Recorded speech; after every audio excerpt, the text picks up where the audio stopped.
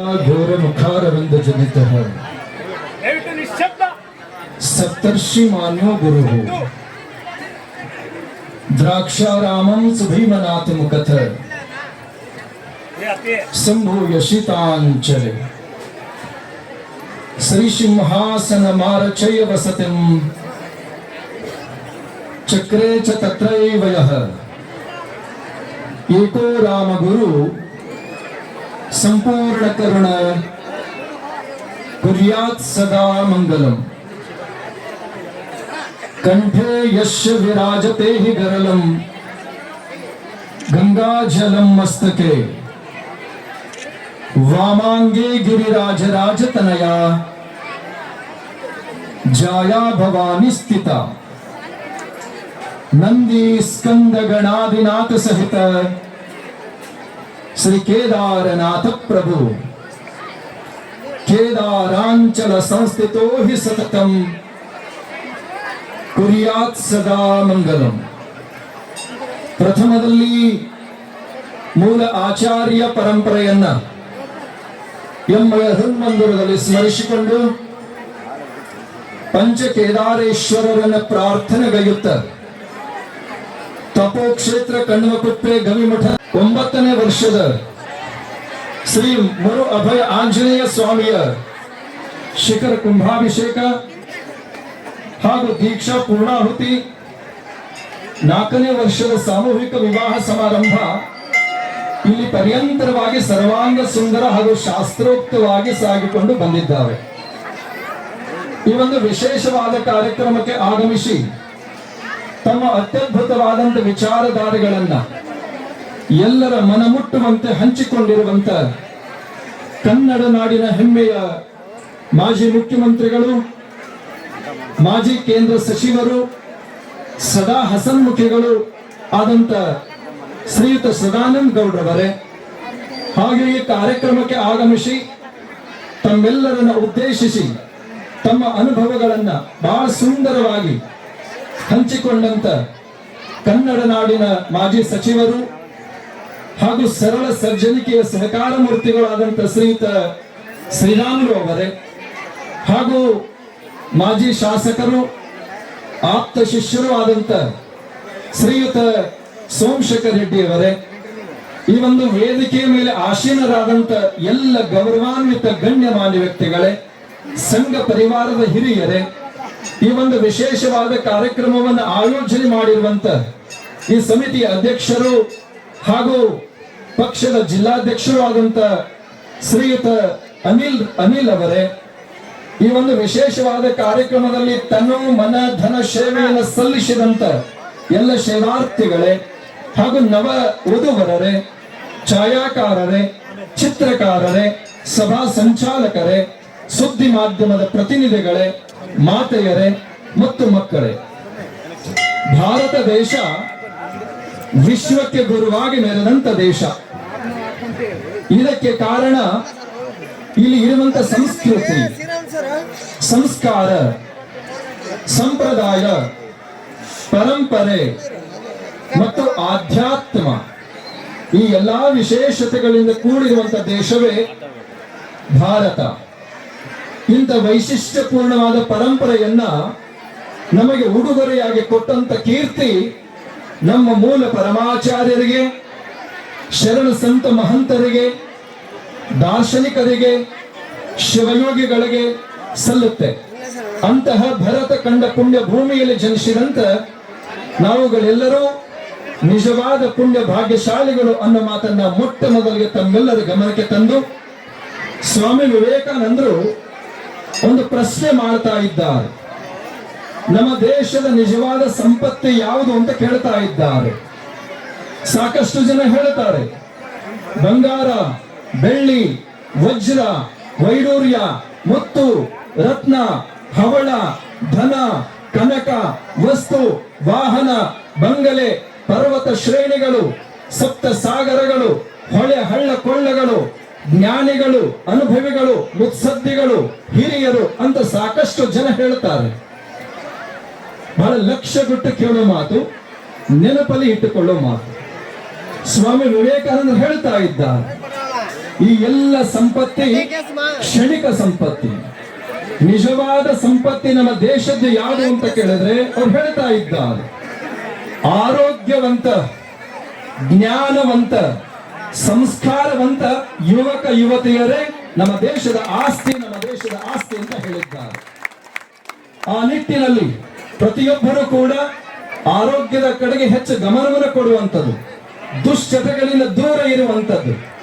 ನಮ್ಮ ಅನಿಲ್ ಅವರು ಸಂಕಲ್ಪ ಮಾಡಿದಂತೆ ಜನನಿ ಜನ್ಮ ಭೂಮಿಷ್ಠ ಸ್ವರ್ಗಾದಪಿ ಗರಿಯಶಿ ಅನ್ನುವಂತ ಮಾತಿನಂತೆ ನಮ್ಮ ಜನ್ಮ ಕೊಟ್ಟ ತಾಯಿ, ನಮ್ಮ ಧರ್ಮ, ನಮ್ಮ ಪರಂಪರೆ, ನಮ್ಮ ಗ್ರಾಮ ನಮಗೆ ಶ್ರೇಷ್ಠ ಅಂತ ಅರಿತು ನಮ್ಮ ಧರ್ಮದ ಆಚರಣೆಯನ್ನು ಮಾಡಿಕೊಂಡು ನಮ್ಮದೇ ಧರ್ಮದಲ್ಲಿ ಮುಂದುವರಿಯುವಂಥದ್ದು, ಜನ್ಮ ಕೊಟ್ಟ ತಾಯಿ ಮತ್ತು ತಂದೆಯರ ಸೇವೆಯನ್ನು ಮಾಡುವಂಥದ್ದು, ಆನಂತರ ಗ್ರಾಮದ ಬಗ್ಗೆ, ನಾಡಿನ ಬಗ್ಗೆ, ರಾಷ್ಟ್ರದ ಬಗ್ಗೆ ಗೌರವವನ್ನು ಇಟ್ಟುಕೊಳ್ಳುವಂಥದ್ದು ಪ್ರತಿಯೊಬ್ಬರ ಆದ್ಯ ಕರ್ತವ್ಯ ಅಂತಕ್ಕಂಥ ಮಾತನ್ನ ಈ ಸಂದರ್ಭದಲ್ಲಿ ತಮ್ಮೆಲ್ಲರ ಗಮನಕ್ಕೆ ಈ ಸಂದರ್ಭದಲ್ಲಿ ತರ್ತಾ, ಒಂದು ಸಾರಿ ಶ್ರೀರಾಮಚಂದ್ರ ಸಂಪೂರ್ಣವಾಗಿ ಯಾವ ಲಂಕಾಪಟ್ಟಣದ ರಾವಣನಲ್ಲಿ ಮೊದಲುಗೊಂಡು ಎಲ್ಲರ ಸಂಹಾರ ಮಾಡಿ ಅಯೋಧ್ಯೆಗೆ ಮರಳಿ ಬಂದ.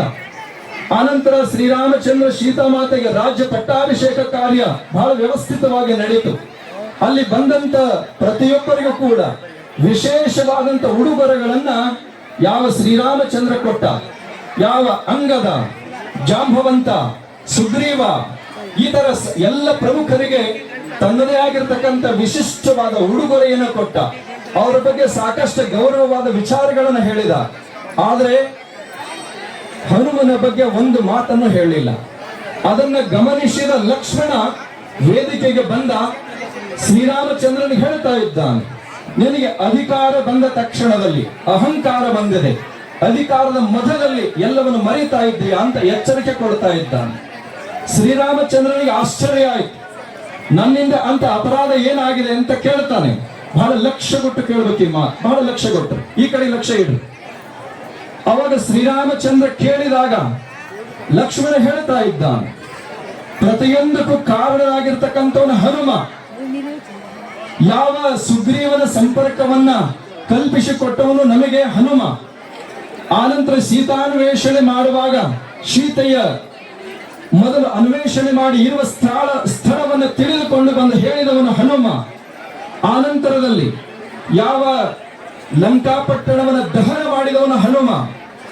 ಅಷ್ಟೇ ಅಲ್ಲ, ನಾನು ನೀನು ಇಬ್ಬರು ಕೂಡ ಅಂಗದನ ಪ್ರಬಲವಾದ ಸರ್ಪಾಸ್ತ್ರಕ್ಕೆ ಬಲಿಯಾದಾಗ ವೈಕುಂಠಕ್ಕೆ ಹೋಗಿ ಗರುಡ ಪಕ್ಷಿಯನ್ನು ಕರೆತಂದು ನಮ್ಮನ್ನ ಮೂರ್ಛಿತ ಅವಸ್ಥೆಯಿಂದ ಜಾಗೃತ ಅವಸ್ಥೆಗೆ ತಂದವನ ಹನುಮ.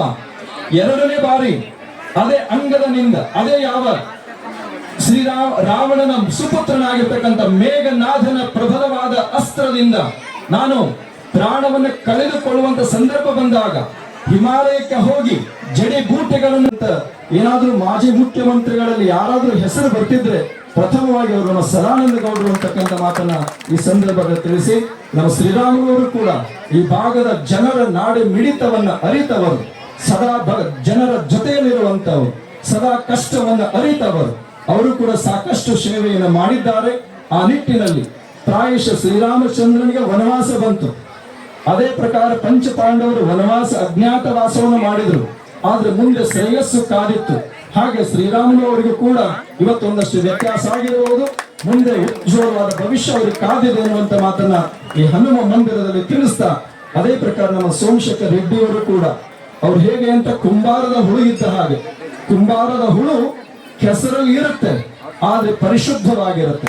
ಹಾಗೆ ಯಾವುದೇ ಕಲುಷಿತ ವಾತಾವರಣ ಅಂಟಿಸಿಕೊಳ್ಳದೆ ಕಾಯ ವಾಚ ಮನಸ್ಸ ಕಾರ್ಯವನ್ನ ನಿರ್ವಹಣೆ ಮಾಡಿರುವಂತ ವ್ಯಕ್ತಿಗಳ ಲೀಸ್ಟಲ್ಲಿ ಏನಾದ್ರೂ ಒಬ್ಬ ವ್ಯಕ್ತಿ ನಮ್ಮ ಜೊತೆಯಲ್ಲಿ ಇದ್ದಾರೆ ಅಂತ ಕೇಳಿದ್ರೆ ಅದು ನಮ್ಮ ಸೋಮಶೇಖರ್ ರೆಡ್ಡಿ ಅವರು. ಅಂತವರು ಕೂಡ ಈ ಕಾರ್ಯಕ್ರಮಕ್ಕೆ ಭಾಗವಹಿಸಿ ತಮ್ಮ ಅಮೂಲ್ಯವಾದ ವಿಚಾರಗಳನ್ನು ಹಂಚಿಕೊಂಡಿದ್ದಾರೆ. ಭವಿಷ್ಯತ್ತು ಅವರಿಗೂ ಕೂಡ ಶ್ರೇಷ್ಠ ಸ್ಥಾನಮಾನ ಲಭ್ಯವಾಗುವುದರಲ್ಲಿ ಯಾವ ಸಂಶಯಗಳು ಇಲ್ಲ ಅನ್ನೋ ಮಾತನ್ನು ತಿಳಿಸಿ, ಅದರ ಜೊತೆಯಲ್ಲಿ ನವ ದಾಂಪತ್ಯಕ್ಕೆ ಪಾದಾರ್ಪಣೆ ಮಾಡಲಿಕ್ಕೆ ಆತುರದಿಂದ ಕಾಯ್ತಾ ಇದ್ದಾರೆ. ಇನ್ನೇ 4-5 ನಿಮಿಷದಲ್ಲಿ ಅಭಿಷೇಕ ಮುಹೂರ್ತ ಪ್ರಾರಂಭವಾಗುತ್ತೆ. ಅಭಿಷೇಕ ಮುಹೂರ್ತದಲ್ಲಿ ನಮ್ಮ ಪುರೋಹಿತರು ತಮ್ಮ ಮಾಂಗಲ್ಯ ದಾನವನ್ನು ಮಾಡಿಸ್ತಾ ಇದ್ದಾರೆ.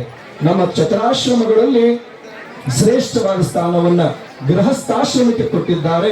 ಅಂತ ಗೃಹಸ್ಥಾಶ್ರಮವನ್ನ ತಾವು ಸರಿಯಾಗಿ ಸದ್ಬಳಕೆ ಮಾಡಿಕೊಂಡಲ್ಲಿ ಶ್ರೇಷ್ಠ ಸಂತಾನ ನಿಮಗೆ ಲಭ್ಯವಾಗುತ್ತೆ. ಜಗತ್ತಿಗೆ ಶ್ರೇಷ್ಠ ಸಂತಾನವನ್ನು ಕೊಟ್ಟಂತವರು ಗೃಹಸ್ಥ ದಂಪತಿಗಳೇ ಹೊರತು ಮತ್ತಾರು ಅಲ್ಲ ಅನ್ನೋದನ್ನ ನಾವು ನೆನಪಿಟ್ಕೋಬೇಕು. ಅಂತ ಗೃಹಸ್ಥಾಶ್ರಮವನ್ನ ಇವತ್ತು ಸ್ವೀಕಾರ ಮಾಡುವಂತ ನವ ವಧುವರರಿಗೂ ಕೂಡ ಭಗವಂತನ ಕಾರುಣ್ಯ ಇರಲಿ. ಅದರ ಜೊತೆಗೆ 500ಕ್ಕಿಂತ ಹೆಚ್ಚು ಜನ ಮಾಲಾಧಾರಿಗಳು ಇವತ್ತು ಮಾಲ ವಿಸರ್ಜನಾ ಕಾರ್ಯವನ್ನ ಮಾಡ್ತಾ ಇದ್ದಾರೆ. ಸುಮಾರು 21 ದಿನಗಳ ಪರ್ಯಂತರವಾಗಿ ಲಕ್ಷಾಂತರ ಹನುಮ ನಾಮ ಜಪವನ್ನ ಮಾಡಿದ್ದೀರಿ. ಇದು ಸಾರ್ಥಕ ಬದುಕು. ಮೊದಲು ತಿಳಿಸಿದ ಹಾಗೆ ಯಾವುದೇ ದುಶ್ಚಟಗಳಿದ್ರೂ ಕೂಡ ಸಂಪೂರ್ಣ ಅದನ್ನ ದೂರ ಮಾಡಬೇಕು. ಆರೋಗ್ಯವನ್ನ ಕಾಯ್ಕೋಬೇಕು, ಸಂಸ್ಕಾರವನ್ನ ಕಾಯ್ಕೋಬೇಕು, ನಮ್ಮ ಧರ್ಮ ಪರಂಪರೆಯನ್ನ ಎತ್ತಿ ಹಿಡಿಯುವಂತ ಕಾರ್ಯವನ್ನ ಮಾಡಬೇಕು. ಶ್ರೀರಾಮಚಂದ್ರ ಮರ್ಯಾದ ಪುರುಷೋತ್ತಮ ಅಂತ ಅನ್ನಿಸ್ಕೊಂಡ. ಅದಕ್ಕೆ ಒಬ್ಬನೇ ಕಾರಣ ಅಲ್ಲ, ಹನುಮನ ಸ್ವಾಮಿ ನಿಷ್ಠೆ, ಯಾವ ಲಕ್ಷ್ಮಣನ ಭ್ರಾತೃ ಪ್ರೇಮ, ಯಾವ ಸುಗ್ರೀವನ ಶಕ್ತಿ. ಆ ನಿಟ್ಟಿನಲ್ಲಿ ನಮ್ಮ ನಾಡು, ನಮ್ಮ ದೇಶ ಏನಾದರೂ ಸುಭಿಕ್ಷೆಯಿಂದ ಇರ್ಲಿಕ್ಕೆ ಸಾಧ್ಯ ಅಂತ ಕೇಳಿದ್ರೆ ಪ್ರತಿಯೊಬ್ಬರು ಆಚಾರ ವಿಚಾರ ಸಂಸ್ಕಾರವಂತರಾಗಿದ್ದಾಗ ಮಾತ್ರ ಸಾಧ್ಯ ಅನ್ನೋ ಮಾತನ್ನು ತಿಳಿಸಿ ಕೊನೆ ಒಂದು ಮಾತು ನಿಮಗೆ ಹೇಳ್ತೇವೆ. ಪ್ರತಿಯೊಬ್ಬರು ಕೂಡ ಲಕ್ಷ್ಯದಲ್ಲಿಡುವಂತ ಮಾತು. ಬಹಳ ಶ್ರೇಷ್ಠ ಧರ್ಮವಂತರು ಮಾತು ಹೇಳ್ತಾ ಇದ್ದಾರೆ. ಪರಮಾಚಾರ್ಯರು ಹೇಳ್ತಾ ಇದ್ದಾರೆ, ಹೇ ಮನುಷ್ಯ, ಜೀವನದಲ್ಲಿ ನೀನು ಎಂದಿಗೂ ಅನ್ಯಾಯವನ್ನ ಮಾಡದಿರು, ಯಾವತ್ತಿಗೂ ಅನ್ಯಾಯವನ್ನ ಮಾಡಬೇಡ. ಅವ್ರು ಹೇಳ್ತಾರೆ ಅನ್ಯಾಯ ಮಾಡೋದು ಬೇಡ. ಮುಂದೆ ಹೇಳ್ತಾ ಇದ್ದಾರೆ, ಅನ್ಯಾಯವನ್ನ ನೋಡಿ ಸಹಿಸದಿರು. ನಿನ್ನ ಕಣ್ಣ ಎದುರಿಗೆ ಏನಾದ್ರೂ ಅನ್ಯಾಯ ನಡೀತಿದೆ ಅಂತ ಕೇಳಿದ್ರೆ, ಧರ್ಮದ ಮೇಲೆ, ತತ್ವದ ಮೇಲೆ, ಸಿದ್ಧಾಂತದ ಮೇಲೆ, ಪರಂಪರೆಯ ಮೇಲೆ, ಪರಿವಾರದ ಮೇಲೆ ಅನ್ಯಾಯ ನಡೀತಾ ಇದೆ ಅಂದ್ರೆ ಅದನ್ನು ನೋಡಿ ಸುಮ್ಮನೆ ಕೂರಬೇಡ, ತಡೆಯುವಂತ ಪ್ರಯತ್ನವನ್ನ ಮಾಡು. ಮುಂದೆ ಹೇಳ್ತಾ ಇದ್ದಾರೆ, ಅನ್ಯಾಯವನ್ನ ನೋಡಿ ತಡೆಯುವ ಶಕ್ತಿ ನಿನಗಿರದಿದ್ದರೆ ಅಲ್ಲಿ ನಿಲ್ಲದಿರು. ನೀನು ಅನ್ಯಾಯವನ್ನ ನೀನು ಕಣ್ಣೆದುರಿಗೆ ನೋಡ್ತಾ ಇದ್ದೀಯ, ಅದನ್ನು ತಡೆಯುವಂತ ಶಕ್ತಿ ನಿನಗಿಲ್ಲ, ಅವರು ನಿನಗಿಂತ ಪ್ರಬಲರಿದ್ದಾರೆ. ಆ ಸ್ಥಾನದಲ್ಲಿ ನಿಲ್ಲಬೇಡ, ಆ ಸ್ಥಾನವನ್ನು ಬಿಟ್ಟು ಹೊರಟು ಹೋಗ್ಬಿಡು, ಅದು ನಿನ್ನ ಸಾರ್ಥಕ ಬದುಕು ಅನ್ನುವಂತ ಮಾತನ್ನ ಸ್ಪಷ್ಟವಾಗಿ ಹೇಳಿದ್ದಾರೆ. ಇವನ ಜೀವನದಲ್ಲಿ ಅಳವಡಿಸಿಕೊಳ್ಳುವಂತ ಶಕ್ತಿಯನ್ನ ಭಗವಂತ ನಿಮಗೆ ಕರುಣಿಸಲಿರುವಂತ ಸಂಕಲ್ಪದೊಂದಿಗೆ ಈ ಕಾರ್ಯಕ್ರಮವನ್ನ ನಮ್ಮ ಅನಿಲ್ ರವರು ಎಲ್ಲ ಸಹಪಾಠಿಗಳೊಂದಿಗೆ ಕೂಡಿಕೊಂಡು ಬಹಳ ಶ್ರೇಷ್ಠ ಮಟ್ಟದಲ್ಲಿ ಆಯೋಜನೆ ಮಾಡಿದ್ದಾರೆ. 3 ವರ್ಷಗಳಿಂದ ಅವರ ಸಂಕಲ್ಪ. ನಮಗೆ ಆಶ್ಚರ್ಯ, ಅವ್ರು ಬಂದು ಹಠ ಹಿಡಿತಿದ್ರು. ಈ ಸಾರಿ 3 ತಿಂಗಳ ಹಿಂದೆ ಬಂದು ಡೇಟ್ ಬರ್ಸಿದ್ರು. ಅದ್ ಹೆಂಗ ಡೇಟ್ ಕೊಟ್ವಿ ಆಶ್ಚರ್ಯ. ಇವತ್ತು ಪ್ರತಿ ಕ್ಷಣವೂ ತುಂಬಾ ಒತ್ತಡದಲ್ಲಿರುವಂತ ಸಮಯ. ಅದು ಕೂಡ ಇಲ್ಲಿ ಬರ್ಲಿಕ್ಕೆ ಕಾರಣ ಅವರ ಶುದ್ಧವಾದ ಭಕ್ತಿ, ದೃಢವಾದ ಭಕ್ತಿ, ಶ್ರೇಷ್ಠ ಭಕ್ತಿಯೇ ಇದೆಲ್ಲದಕ್ಕೂ ಕಾರಣವಾಗಿದೆ ಅನ್ನುವಂತ ಮಾತನ್ನ ಈ ಸಂದರ್ಭದಲ್ಲಿ ತಿಳಿಸಿ, ಈ ಕಾರ್ಯಕ್ರಮ ಆಯೋಜನೆ ಮಾಡಿರುವಂತ ಈ ಸಮಿತಿ ಎಲ್ಲ ಪದಾಧಿಕಾರಿಗಳಿಗೂ, ನವ ವಧುವರರಿಗೂ, ಇಲ್ಲಿ ಪಾಲ್ಗೊಂಡಿರುವಂತ ಎಲ್ಲ ಸಭಕ್ತ ಬಂಧುಗಳಿಗೂ, ಹಾಗೂ ವೇದಿಕೆ ಮೇಲೆ ಆಶೀನರಾದಂತ ಎಲ್ಲ ಪ್ರಕಾರದ ಶ್ರೇಷ್ಠ ಗಣ್ಯಮಾನ್ಯ ವ್ಯಕ್ತಿಗಳಿಗೂ, ಹಾಗೂ ಪುರೋಹಿತ ಬಳಗಕ್ಕೂ, ಪರಮ ಸುದ್ದಿ ಮಾಧ್ಯಮದ ಪ್ರತಿನಿಧಿಗಳಿಗೂ, ಪರಮದಯಾಳು ಪಾರ್ವತಿ ಪರಮೇಶ್ವರರು, ಮೂಲ ಪರಮಾಚಾರ್ಯರು, ಪಂಚಕೇದಾರೇಶ್ವರರು, ತಪೋಕ್ಷೇತ್ರ ಕಣ್ಣುಕುಪ್ಪೆ ಗಲ್ಮಠದ ಲಿಂಗೈಕ್ಯ ಪೂಜ್ಯ ಗುರುಗಳು, ಈ ಕ್ಷೇತ್ರದ ಆರಾಧ್ಯ ಹನುಮ ಶ್ರೀರಾಮ ಸಹಿತವಾಗಿ ಸದಾ ನಿಮ್ಮೆಲ್ಲರಿಗೂ ಆರೋಗ್ಯ, ಆಯುಷ್ಯ, ಸುಖ ಸಂಪದಗಳನ್ನ ಕೊಟ್ಟು ನಿಮ್ಮ ಮನೋವಾಂಛಿತ ಫಲಗಳನ್ನ ಅನುಗ್ರಹಿಸಲಿರುವಂತ ಸಂಕಲ್ಪದೊಂದಿಗೆ ಈ ಸಂದೇಶಕ್ಕೆ ವಿರಾಮ ಕೊಡ್ತಾ ಇದ್ದೇವೆ. ಓಂ ಶಾಂತಿ ಶಾಂತಿ ಶಾಂತಿ. ವಿದ್ಯುತ್ ಪೂರ್ಣ ಮಾತುಗಳಿಂದ ಹನುಮನ ವ್ಯಕ್ತಿತ್ವವಾದ ವಿಶ್ವರೂಪವನ್ನ ನಮಗೆ ತೋರ್ಪಡಿಸಿದ್ದಾರೆ ಸ್ವಾಮೀಜಿಯವರು. ನಮ್ಮ ಕರ್ತವ್ಯವನ್ನ ನೆನಪಿಸಿದ್ದಾರೆ. ಅವರ ಅನುಗ್ರಹಕ್ಕೆ ನಾವೆಲ್ಲರೂ ಪಾತ್ರ ಆಗಿದ್ದೀವಿ. ನಿಮ್ಮೆಲ್ಲರ ಪರವಾಗಿ ಮತ್ತೊಮ್ಮೆ ಸ್ವಾಮೀಜಿಯವರಿಗೆ ಧನ್ಯವಾದಗಳು. ಯಾರು ಕೂಡ ದಯವಿಟ್ಟು ವೇದಿಕೆಗೆ ಬರಬಾರದು. ಈಗ ಕಾರ್ಯಕ್ರಮದ ಕೊನೆಯ ಭಾಗ ಸಮಿತಿ ಅಧ್ಯಕ್ಷರಾದ ಶ್ರೀ ಮುರಾರಿ ಅವರಿಂದ 1 ನಿಮಿಷದ ಧನ್ಯವಾದ ಸಮರ್ಪಣೆ.